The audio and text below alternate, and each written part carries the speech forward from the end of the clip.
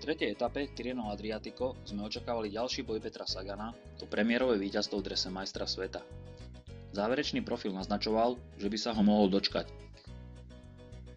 Podľa očakávania sa do úniku dňa dostali jazdci predovšetkým prokontinentálnych tímov.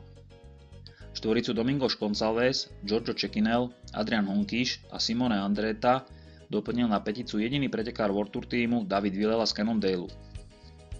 Únik v podstate vydržal v čele až do samého záveru. Peloton ho zlikvidoval až 1,5 km pred cieľom, ale celú etapu ho mal plne pod kontrolou.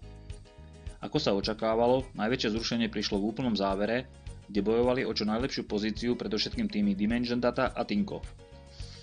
Pri nájazde do posledného kopčeka pred cieľom mal najlepšiu pozíciu Peter Sagan, ktorý mal pred sebou ešte dvojicu svojich spolujazdcov.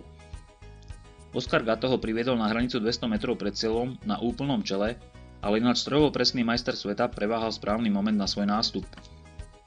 Prehnali sa popri ňom viacerí jazdci na čele s Fernandom Gaviriom, Calebom Evanom a Eliom Vivianim.